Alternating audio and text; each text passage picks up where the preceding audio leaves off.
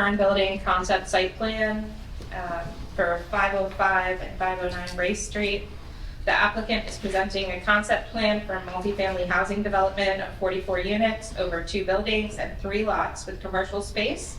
Included in the packet is the concept plan, architectural elevations, and PowerPoint presentation. The process for this application involved the applicant submitting a request for review. Public notice was provided and postings were provided at the property. This is just for review of the concept plan, and the Planning Commission can provide recommendations for the applicant to submit a preliminary site plan for review.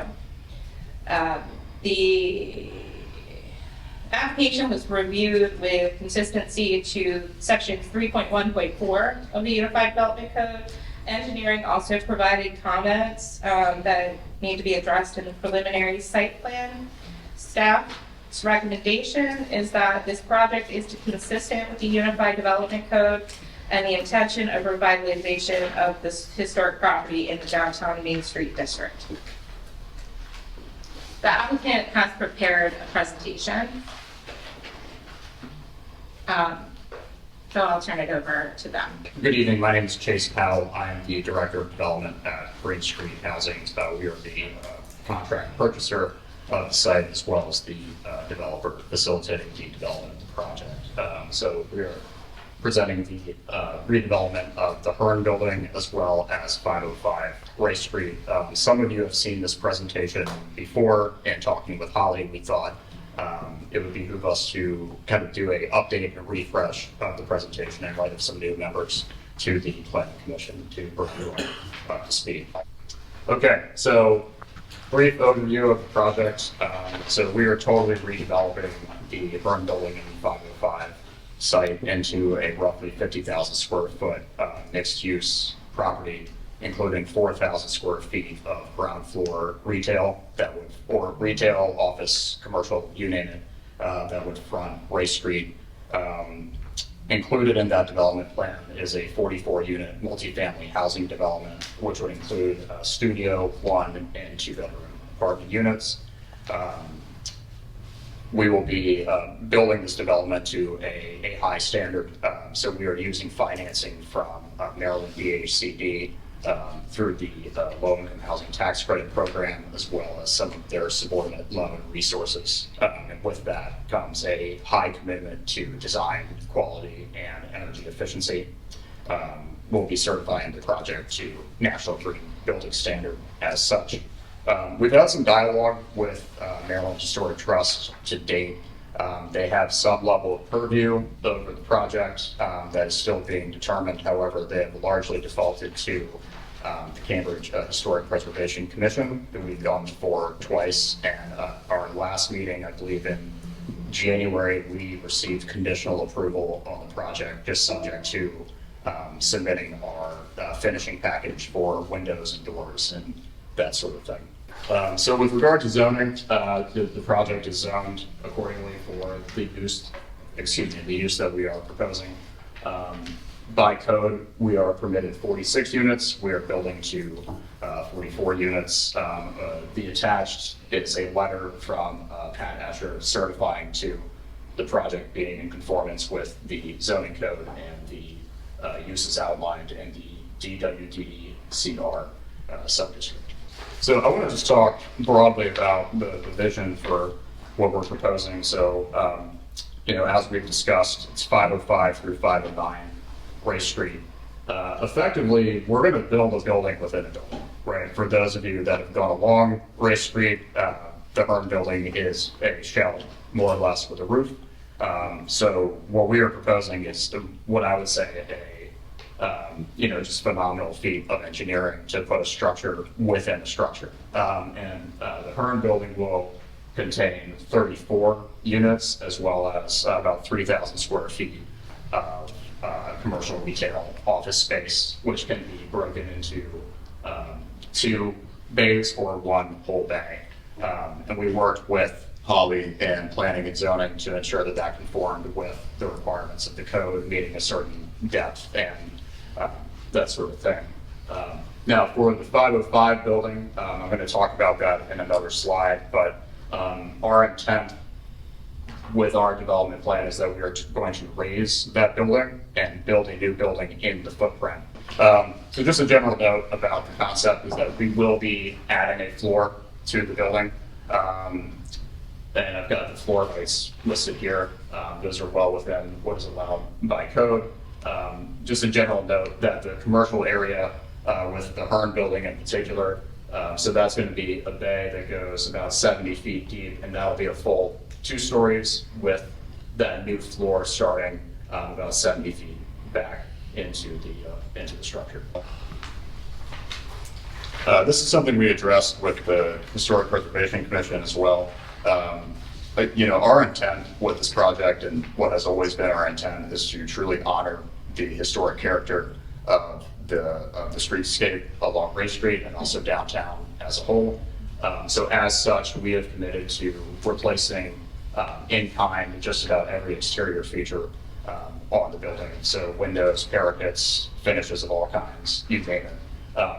So where we are making modifications, it is largely just driven by building access and the need for life safety. So we will be adding 7 windows to the ground floor along both, I guess what would be like the north and south side of buildings. And then there's a few historic openings at the rear of the building that we just have to close up just from design and access and that sort of things. But I just want to iterate that the spirit of our design is to preserve the character of the Hearn Building specifically. So just highlighting again, the commercial space, you know, I believe the last time we came before the Planning Commission, which would have been, I believe, June of last year, the feedback that we received from all of you is that we wanted, you wanted to see more commercial activation as part of the project. So we listened, right? So we redesigned the ground floor of the 505 building as well as the Hearn Building to maximize the opportunity for commercial development. Right. So as I said before, we've got 4,000 square feet between both buildings. It's about 3,000 square feet in the Hearn Building and then 1,000 square feet in 505. And with regard to the Hearn Building as well, the intent is that the front facade where you enter the building is going to look pretty much like it did in 1920, right? So the idea is bringing back all the glass, the storefront, that whole character. The intent is to bring that back to life, not emulate it to the best degree possible. So 505 Race Street, there are 10 units proposed for this building. As I said at the start of my presentation, our intent is to raise the structure, and that is after talking with our architect, our general contractor, but primarily our structural engineer, which is Becker Morgan Group. We hired them to do a structural analysis of the property, and the determination was made that this building is structurally unsound and that it is unfit for rehabilitation in its current form for our proposed use. It is way more efficient from a time, cost, energy, building safety perspective. It is our position that it is more efficient to just raise the structure and rebuild. And in the rebuilding, we would be committing to sticking within the existing dimensions of the building. So we wouldn't be expanding or going taller or what have you. That being said, I mean, I have a little bit of a bias, but I think that's a really pretty building in comparison to what is already there. And we were very deliberate in the design choices that we made for 505. We are borrowing features from not just neighboring properties, but buildings all along Race Street with the idea of blending and honoring the historic character of downtown. One note just on the plan, one note here, there's 3 accessible parking spaces being provided. The 4 is a typo. So I think the parking is the main item, one of the main items that we're going to seek feedback from all of you on. Our reading of the code is that the parking may be varied or modified within the historic district specifically. However, it also calls for, within the downtown waterfront development district, that no off-street parking lot is created to serve more than 10 parked cars. It is our professional opinion that the 33 spots that we have proposed is a modest and a right-sized amount for the building. That comes out to be about 75, 3/4 of a space per residential unit, right? So we defer to all of you as to which direction you would like to take this. I think 10 feels kind of like not enough, but 33 I think feels ample. But we're looking for your feedback on this item in particular. And just to be clear too, there's no access to be provided from Grace United Methodist Church. So part of our stabilization of the Hearn Building last year was that we agreed to fence off that barrier to the church. So all of the egress and ingress is going to occur from 5 to 7 Race Street, which is the vacant lot between both of the current buildings. So I'm going to turn the mic over to Casey Rao to talk at length about the site plan, but I want to just make a quick note.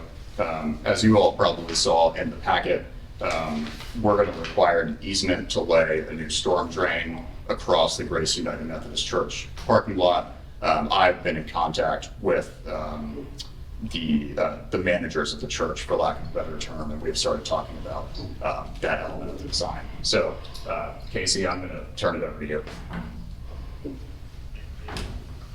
Just to clarify a little bit on the parking, that 33 does include the 388 spaces, so it is 33 total.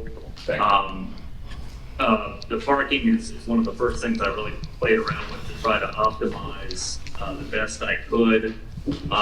There was another version where we were able to get 4 more spaces, but what it did is it almost entirely wiped out that playground area.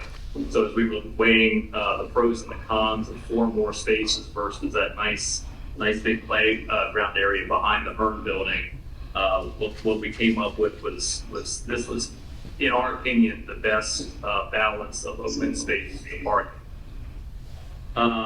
Couple other things about the site. Water and sewer are located in Race Street.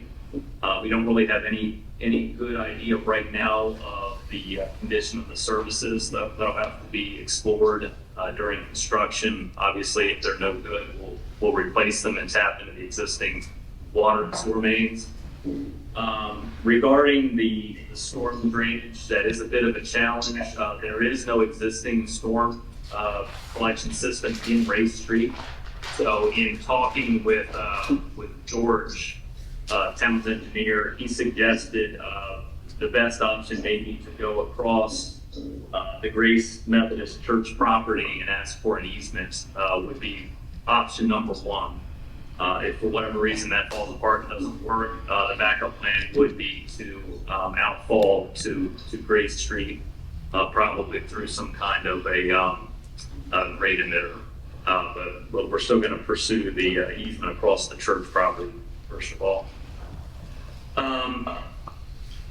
It's a tight site. We're able to make it work. There's dumpsters located at the rear of the site, which will have a dumpster enclosure to close the view off. The whole site is ADA accessible all the way to the dumpsters.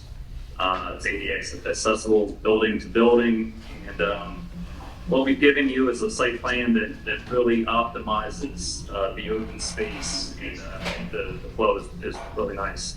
So that's as much as we've got for concept plan. Looking forward to hearing your feedback.